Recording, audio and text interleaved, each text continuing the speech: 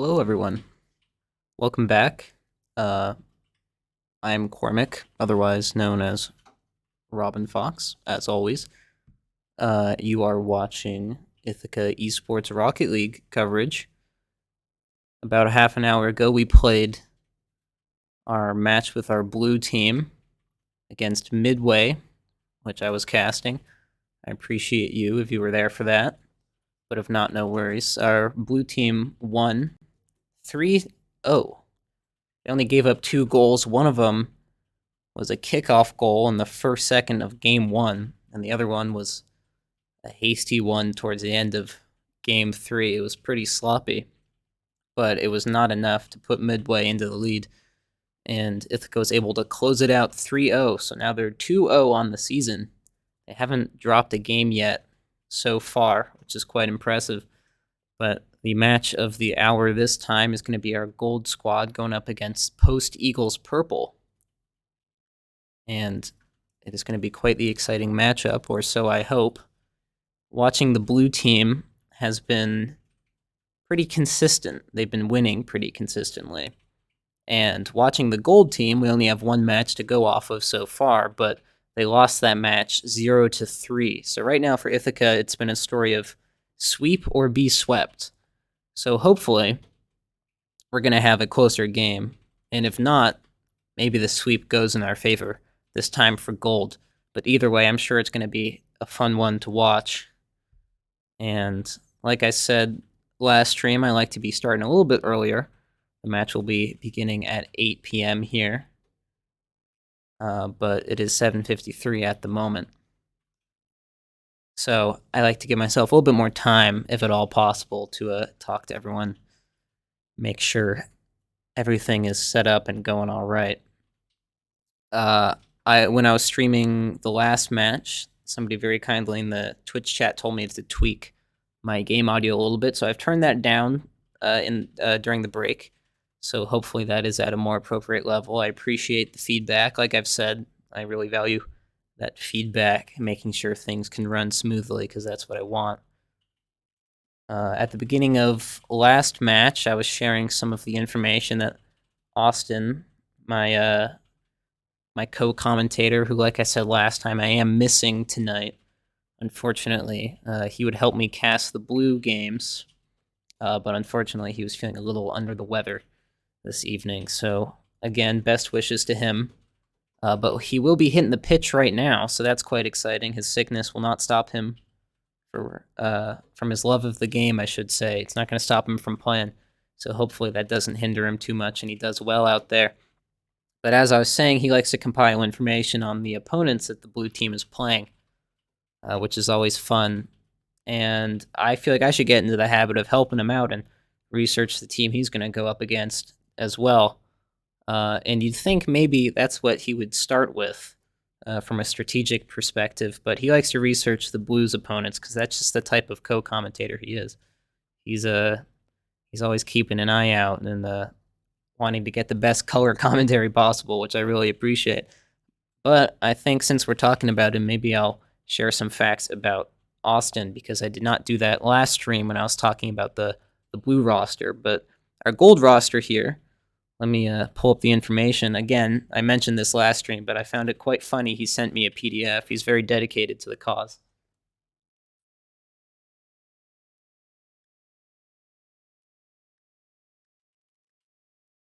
All right, so here's the information that Austin has compiled on himself. He's a business administration major. He's in the class of 2023, so I actually messed this up last stream. I made the mistake of saying that those in the class of 2026 were graduating this year. That is my error. I think I got a little overexcited. But Austin is indeed a senior, and we will be losing him at the end of the semester, so that is heartbreaking, but that is the cruel reality of how collegiate esports goes, is that you will lose players, but hopefully you will gain them too.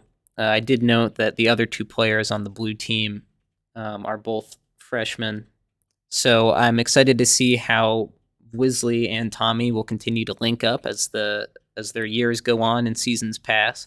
Maybe we'll form a strong duo there, and they can find a third. but we will be we'll be losing Austin, otherwise known as Union Thunder, in game on the field. He is a Diamond 3, Division 3 player. So, again, I talked about those ranks last stream. And if you're not familiar with what those are, if you haven't played Rocket League as much, um, that's a middling skill level player. So, there's no shame in being average in such a difficult game. Uh, a lot of people watch professional play and say, how hard can it be to drive your car into the ball and put it in the net? But the pros are as good as they are because of their dedication, and it is not easy to get very good at Rocket League. And the other note here is that he's played ice hockey for 13 years. So, ice hockey, Rocket League, both games have 2 nets and a thing you got to get in the net. So, as far as I'm concerned, those skills might translate.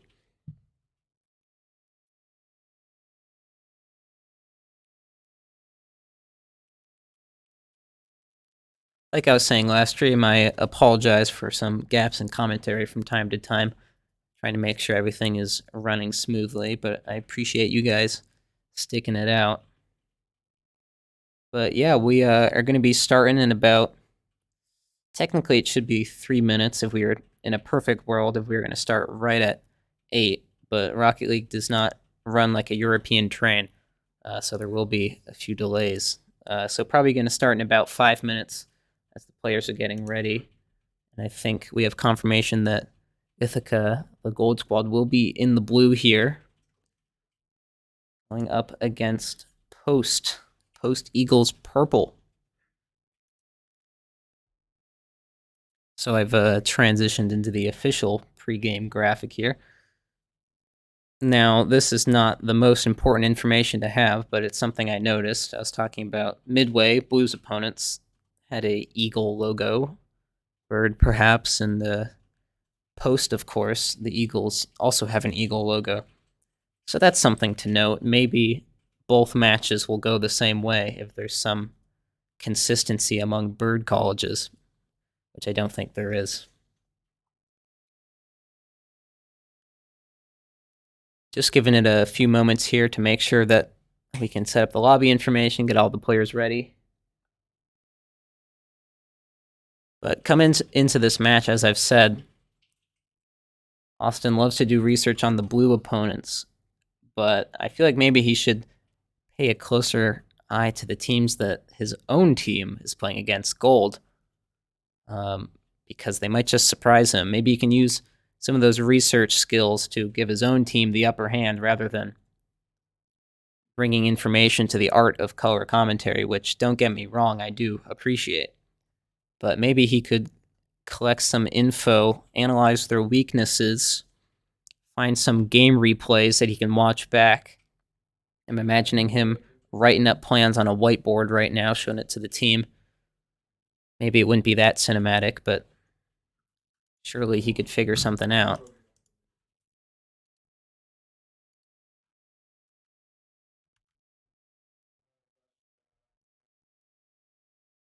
And we are getting ready to start the match here in just a few moments. We appreciate your patience.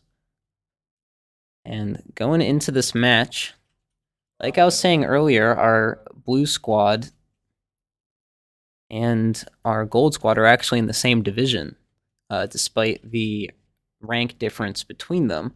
So it'll be interesting to see how both teams fare in this division. Right now, the blue team has not been having any trouble.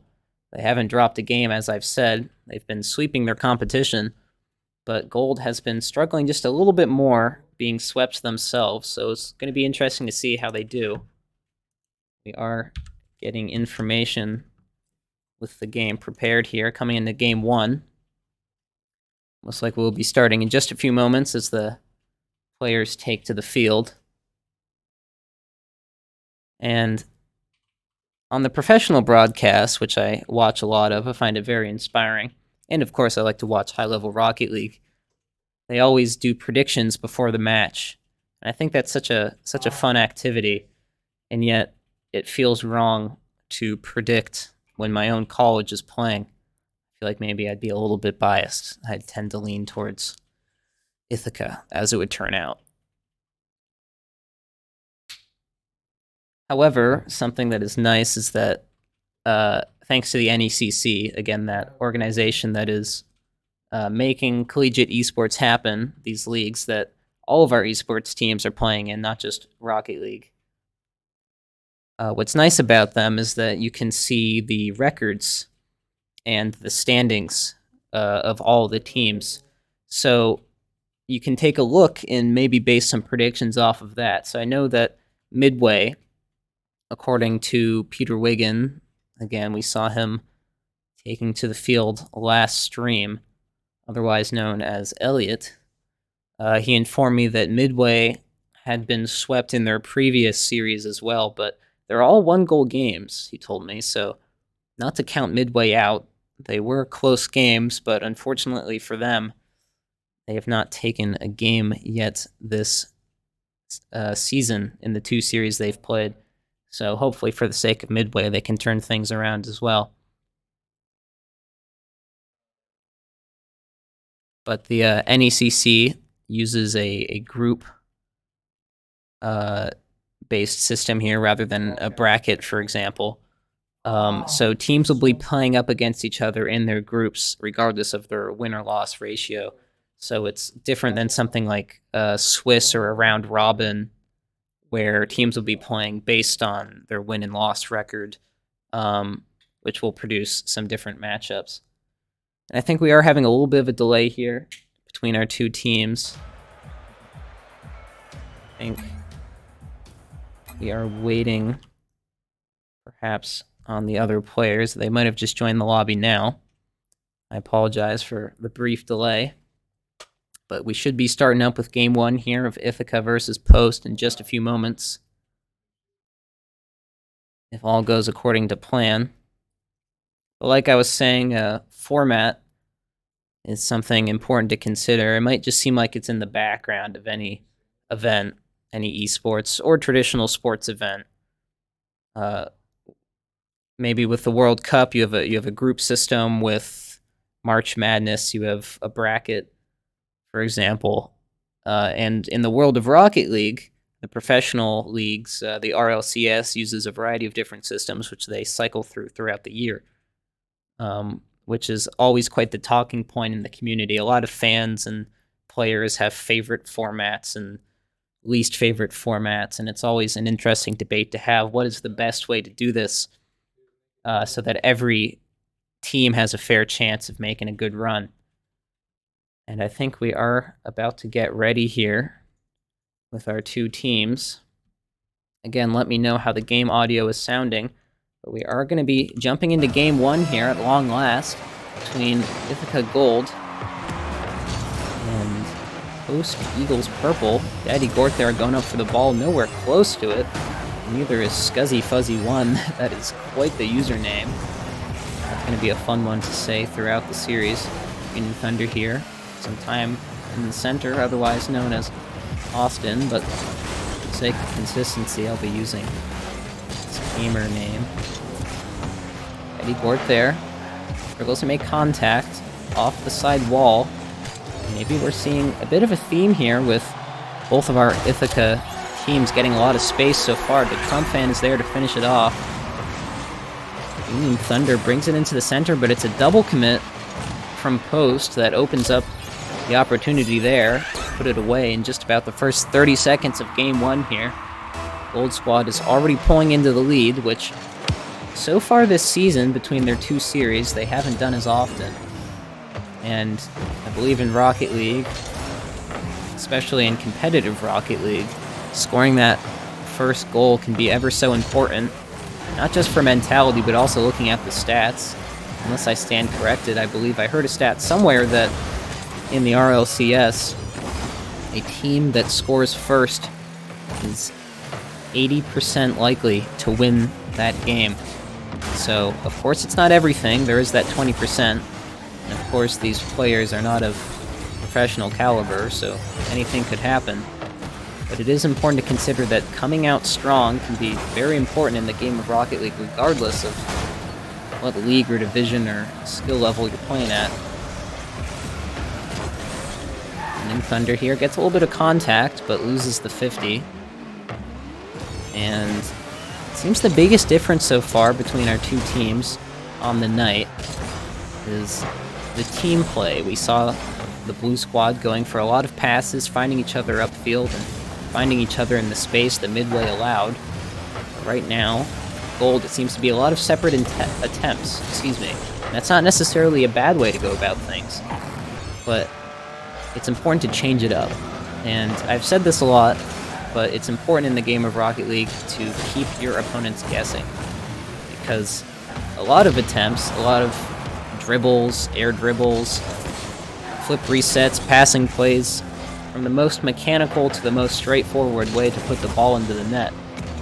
It might work once, but it's probably not going to work 4, 5, 6 times when your opponent starts to know what they're doing. But that being said, Union Thunder here is going to put this one away off of the corner, and nobody there from post was able to make contact. 2 players go flying past it. And again, just so much space for Ithaca in the corner. I was expecting a player to come charging in, and speaking of charging in, 2 go from the gold squad there for the ball on the kickoff. And that seems to be a recurrent theme, not just in the first series with the blue squad, which, if you missed, had some kickoff hijinks, but among the gold squad too. It's not too typical that you see both players on one team going for the kickoff at the same time, just kind of sandwiching it between them. But as I was saying, sometimes it pays to be unexpected, as we've seen time and time again in this game. Not the best touch there to Trump fan. Off the backboard, Daddy Gort doesn't quite get the lead up that he wants, and he makes awkward contact. But Ithaca is doing a great job of staying cool, calm, and collected here. They're not too antsy with their lead. They're comfortable in their own shoes, and I'm not noticing too many glaring mistakes. Of course, there's the occasional missed opportunity, the occasional decision that isn't necessarily wrong, but in hindsight that might have wanted to change. But for right now, the 2-goal lead is standing strong, and apart from a few scary moments, Post has not looked too intimidating. Union Thunder there tries to go for a dribble, but doesn't have the boost to back it up. Denny there, perhaps Den. Quite the names here on this post-Eagles purple team. Fan favorite, and by fan I mean myself, is Scuzzy Wuzzy. That is one to remember.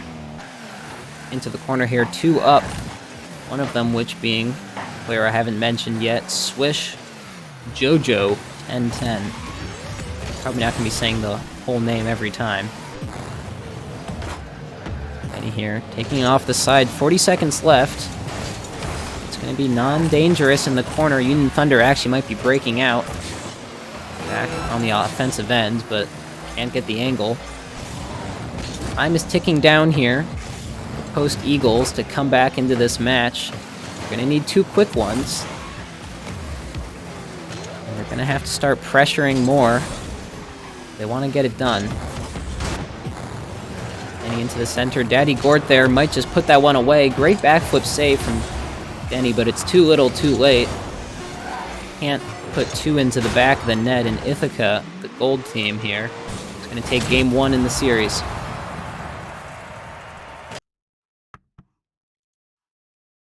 Well played all around. Great job keeping Post out there.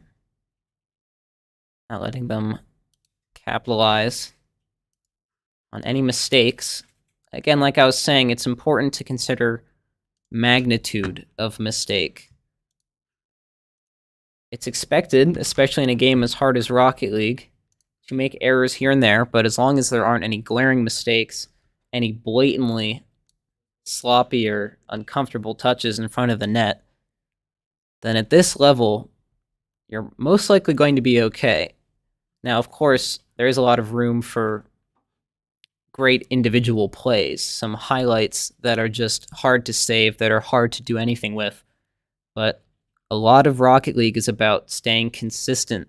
And this is something that we even see top teams struggle with, is consistency. It's so hard in this game of car soccer. It's silly when I say it like that it can be so hard to stay consistent. I mean, really, how difficult could it be to point and shoot?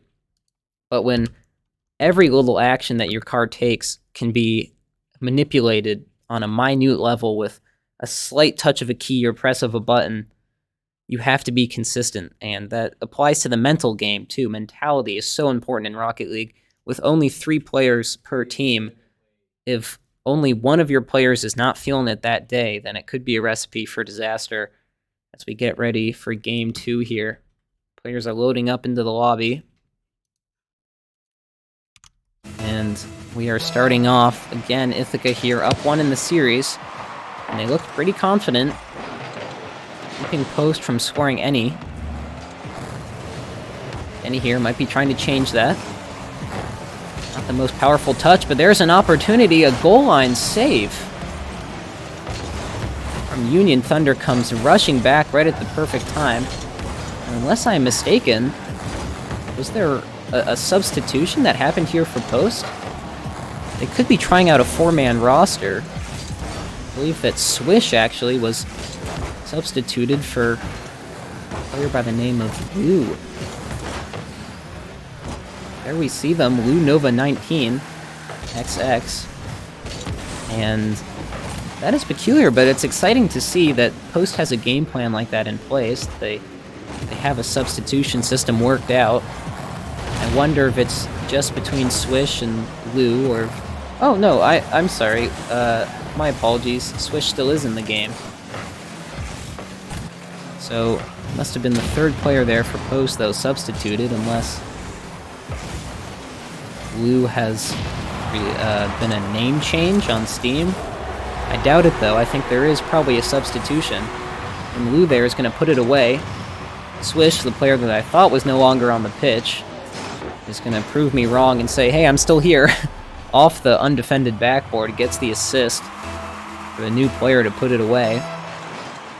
And Ithaca so far have looked different.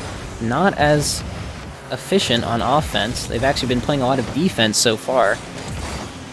Maybe Lou is the difference maker for Post. It'll be interesting to see how that develops, if they're going to make another sub after the end of this match. Eddie Gort there. Not the greatest touch, but he's going to be able to send it away. Ithaca here, trying to come back, but look at how much space Post has on defense. They're not being pressured. Don't really feel pushed to make any hasty decisions, which I think is what Ithaca has to force them to do, is to put them out of their comfort zone. Speaking of comfort zone, Denny here tries to go for a ceiling shot. Isn't really in the same neighborhood as the ball, but shows that they're feeling confident. Union Thunder there, just not able to make contact, and Nova down the other way. Blue Nova. And Union Thunder just gets a touch into the corner for a teammate, but nobody can follow up. And it's these one-off touches that I think might have to change for Ithaca. Maybe not. That one was almost put away there by Union Thunder, but as I was saying, the one-off touches... Oh, things are getting uncomfortable.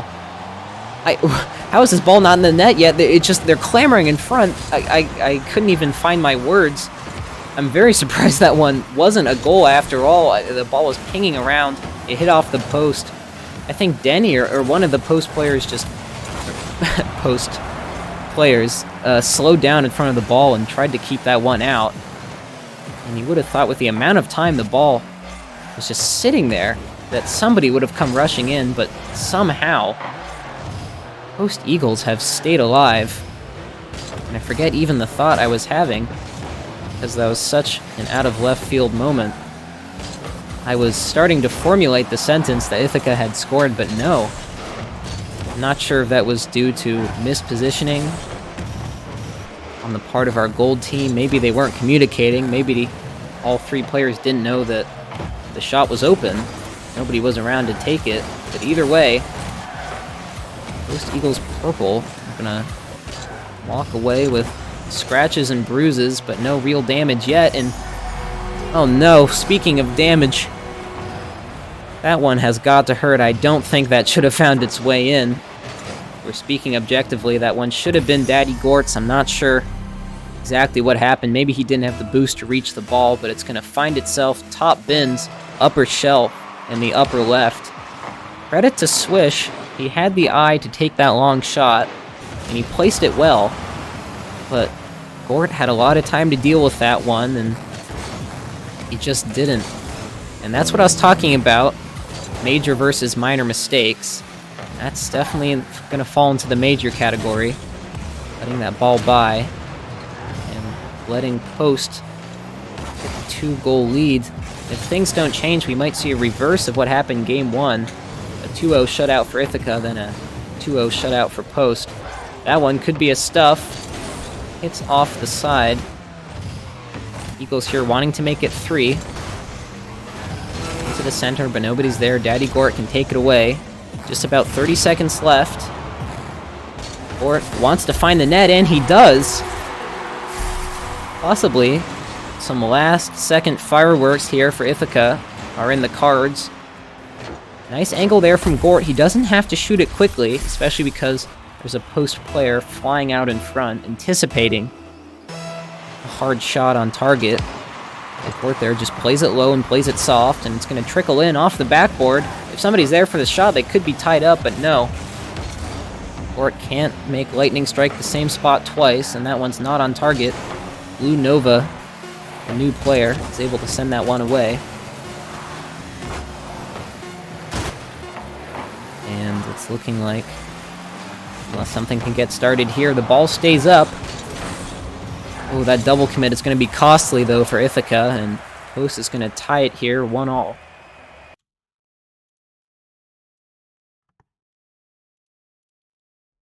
That one was quite the curious game. Ithaca started to crawl back. Things were looking scary. They had an opportunity to tie it at 0, or in the dying few seconds, but they just couldn't convert. But great turnaround there from Post. It's impressive to see that after what looked to be a very dominant game from our gold team in Game 1, they were able to get back into it. Shows perhaps the mental strength. But getting ready for Game 2, or Game 3, excuse me. We just watched Game 2. Looking to be a close one, and this has indeed broken the curse of the sweep that both gold and blue teams have been experiencing thus far.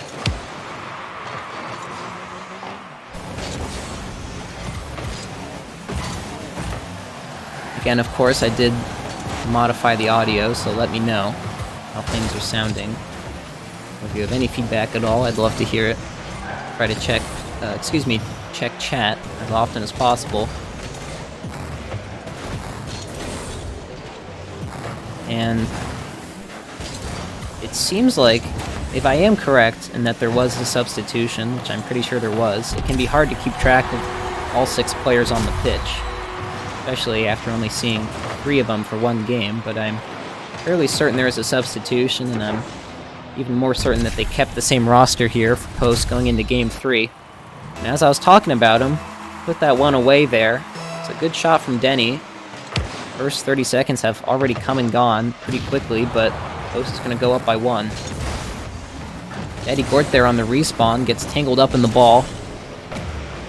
And Rocket League is not a game of randomization. It's not a game where you can lose the game due to unfortunate circumstances. Sure, the ball might pinch into your net here and there. Sure, when you're queuing ranked, you might get a bad teammate. But that's not really random. The true randomness in Rocket League comes from those respawns. When one player gets demolitioned, they could spawn on one of 2 sides of their net. And that is up to chance. And sometimes, as you saw there, however many seconds ago with Daddy Gort, you can respawn in an inopportune, or perhaps opportune, space in a pre-existing play. Anyone that has played Rocket League for a while is a member of the Rocket League community and likes to watch videos or perhaps clips of the game might have seen popular clips of players respawning on top of another player. Right as the ball hits into their car, they respawn and put it into their own net. It can lead to a lot of interesting scenarios. And if that happens to you, if you own goal off of a demo respawn, you can truly say that was bad luck. But otherwise, for lack of a better term, Rocket League is a game of skill issues. Into the center here for the Trump fan. Can't find Union Thunder. Thought for sure that one might have been a goal, and it is here for Daddy Gort. They don't get it on their first attempt, but it's important to sustain that pressure, and they follow up with Gort. Good 50 there from the Trump fan. Takes 2 post players out of the play. Leaves it wide open for Gort to finish it off, and it's tied at 1.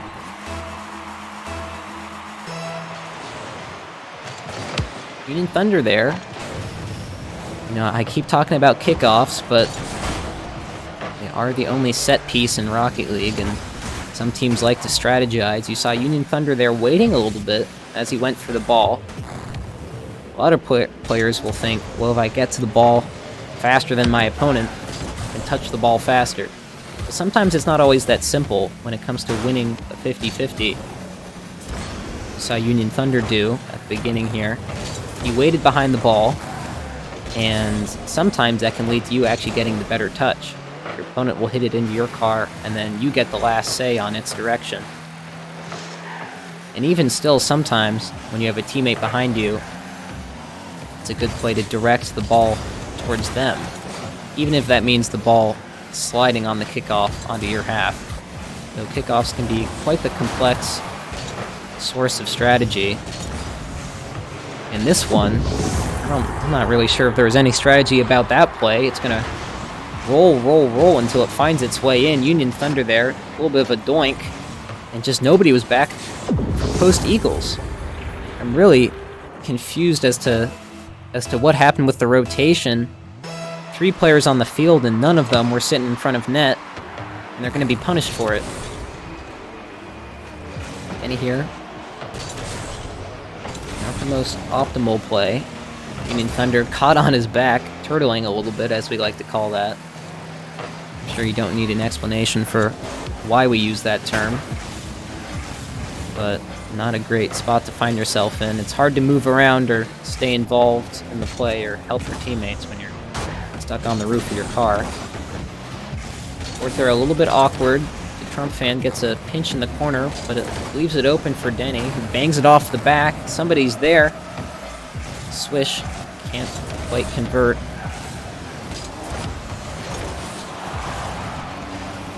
And I'm realizing now that the player that was substituted, I can't believe I forgot the name.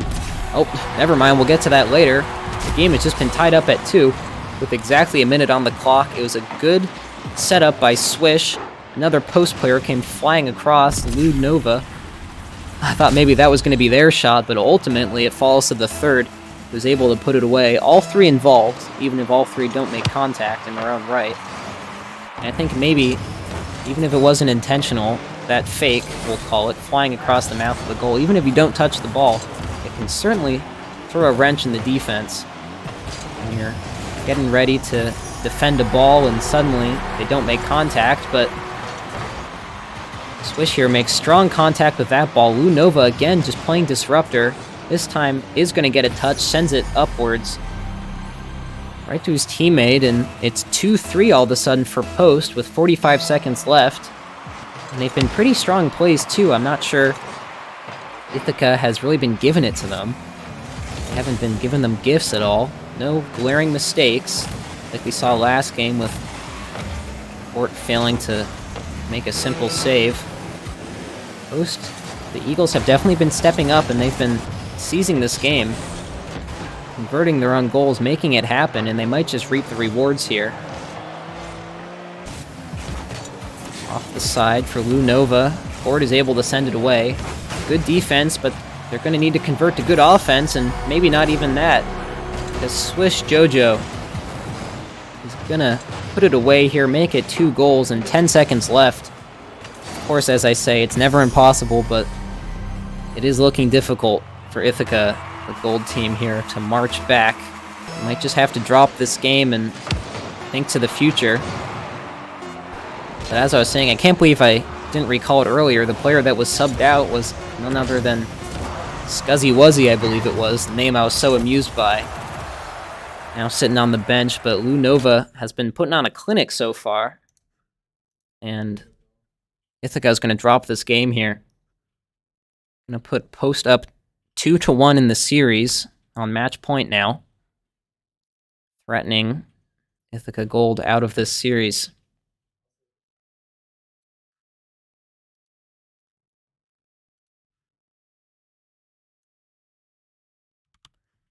You know, to be honest, I liked what I saw here from the Gold team. I don't think they played poorly. However, they're going to need something more, because right now, Post is playing their game. They're converting, like I was saying. Coming into game 3 here. They've been playing their game. They've been doing what they want to do. They've been earning their goals. I was talking about this a bit before, how I said it's going to be a game of making less mistakes than your opponents and capitalizing more on their mistakes. And Lunova maybe got bumped, or maybe doing a little bit of midfield freestyling. I'll leave it open for Union Thunder. I thought he was going to get the double touch, but an awkward save is going to keep it out. Daddy Gort can't make contact, and suddenly Union Thunder is marching down the other end. He is able to get the save from end to end. So much excitement. I thought there would be a goal that resulted from that play somehow, regardless of the color of the net it entered. But we stay at a 0-goal game here. A lot of excitement in the first minute. When can you miss it plays? That's what can be so exciting about Rocket League, is it all just happens so fast. And that's the beauty of the counterattack too. Sometimes you get a little overconfident, you bring all 3 players up with you, thinking this is going to be our play. This is going to be the one where we score. And then the cards do not fall how you expect. And suddenly, the defense is marching back down, all 3 on your end, and you have no one back. And speaking of having somebody back, I was worried that might have been an easy one, but Lunova can see it away. I think Lunova has been the difference maker here. I wonder if they put Scuzzy Fuzzy, as it was, in for the first game to see how he'd fare, and then when they unfortunately lost, they committed more to Nova, who seems to be the star player of Post. But it's respectable that they're giving Scuzzy the play time, and here's the player in question. Bearing that one into the back of the net from midfield, Union Thunder, he had his back turned to the play, just positioned awkwardly, and he had no hope of getting into it. So 3:13 on the clock, Post takes the lead in Game 3. If they win this one here, and unfortunately, our Ithaca Gold team will lose both series they've played so far in this NECC season. I'm sure they want to flip the script and rewrite their destiny here. Oh no, a bit of an overcommit there. Union Thunder, that was wishful thinking that he could get to that play. Nova almost had a chance. The counterattacks are just happening so often here on this pitch, it's hard to keep up with. All players on one end, all players down on the other. You never really know where it's going to end up.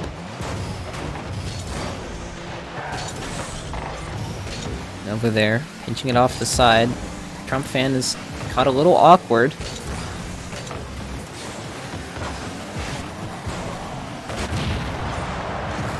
Demo on Denny, or Den, depending.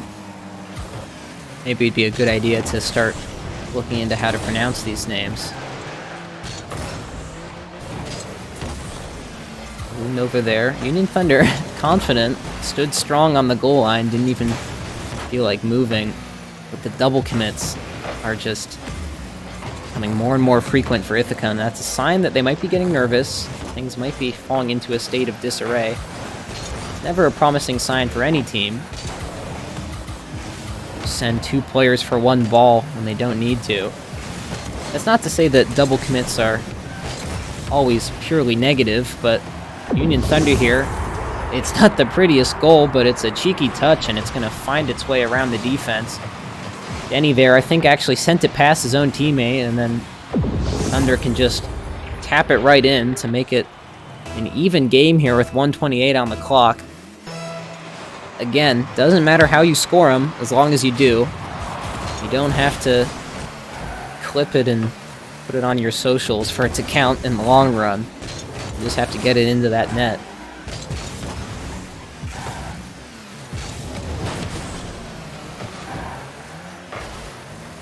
Court there, sending it up.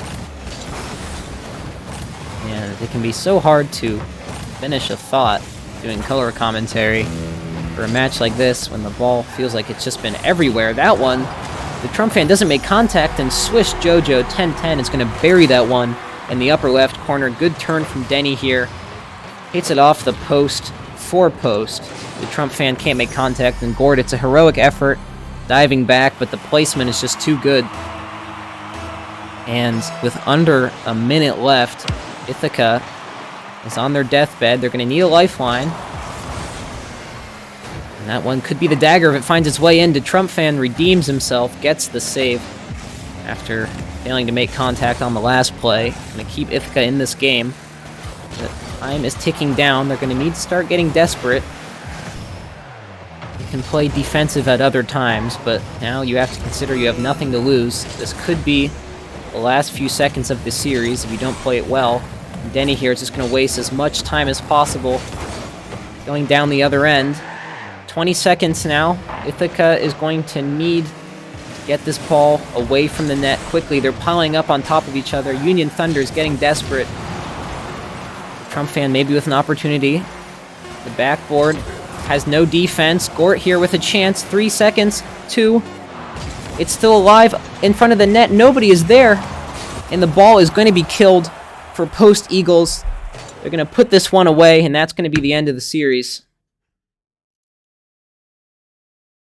Unfortunate for our gold squad.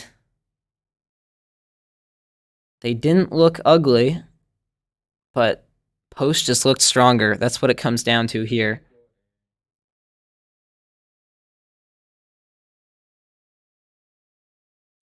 That is unfortunate. There's no other way of putting that. Again, no need to beat yourself up about that. You played well, but it just didn't end up going your way. I think Post, they seem to have things figured out after Game 1. I think Game 1, they were still feeling out Ithaca. They're still feeling out the opponent, trying to figure out what game they wanted to play. And I think the substitution really helped them out as well.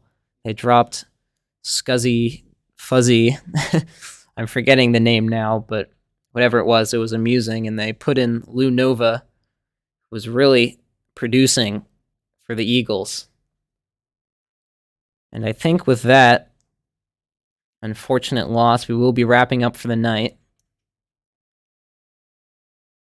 So we'll be switching up our graphics here, getting ready to say goodbye.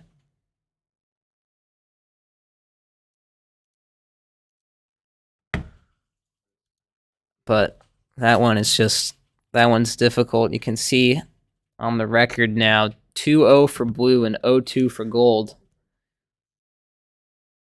Like I've been saying, well, it was sweep or be swept. Thankfully, Gold took a game, so they prevented the double sweep in the 2 series they've played. I'm sure they would have loved to win the entire series, but taking a game is sometimes all you need going forward into your matches next week, even if there was a substitute playing. But like I said, I think Lou Nova really was the biggest issue for Gold to deal with. Seemed to be the player to keep an eye on, and they just weren't shutting him down effectively. But we will be, of course, returning with more matches next week on the 24th. Again, Blue's going to be playing at 7, and Gold will be playing at 8. I was talking about the scheduling earlier, and Peter Wiggin Elliott, the captain of the blue team, informed me that they will have some reschedules, so that's something to look out for. But I do know that next week, if everything stands, they will be playing at 7, and Gold will be pretty consistently playing at 8. So look forward to that. I thank you all for joining me, of course. It is always fun, even if the Gold squad took an unfortunate loss. And I just can't stop thinking about if a few plays just went differently, because they took a game and they looked to be in every single one in this series. There weren't really any games where I feel like Post just ran away with it, which can be encouraging, especially because I talk about how Rocket League is a very mental game. You have to be confident in yourself and in your teammates, not just from game to game within a series, but also series to series throughout the week and throughout the calendar months and throughout the season to remain confident. So there's quite a difference in how you think about how you played between. We haven't won a game yet this season. We've been swept twice, and at least we have one. So that's an important win for Gold, and I hope they can bring some confidence into their matches next week. And speaking of confidence, I'm sure that's all that the Blue squad is feeling. They haven't dropped a game yet. 2 3-0 sweeps against both the teams that have had the displeasure of coming up against them so far this season. It'll be interesting to see if this win streak can keep going. And maybe, I don't want to curse anything, but maybe go undefeated in their group. Maybe make a deep run. This is just between you and me, but maybe they don't drop a single game. That would be crazy. I'm not calling anything. That's not a formal prediction, and that's not a curse. Don't let it be a curse, but I think they have reason to be confident. I think if they keep playing their game, they're going to be in good shape.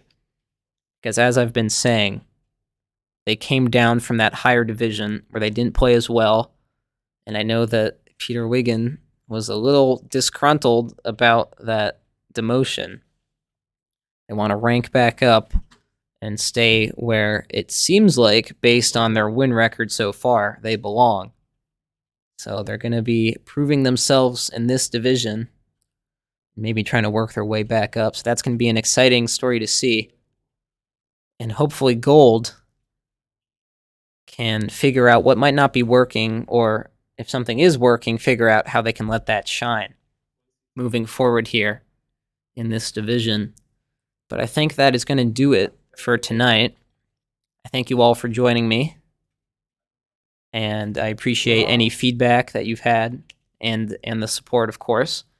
Again, shout out to Austin Union Thunder, who was unable to join me for casting the first match. He's normally my right-hand man.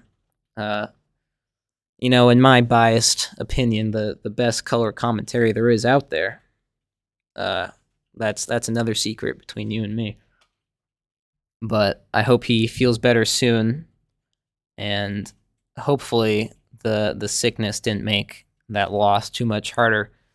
But I think I will be playing the outro music soon and saying goodbye. Again, thank you all for joining me, especially if you caught both games. And I wish you guys a good night. Thank you.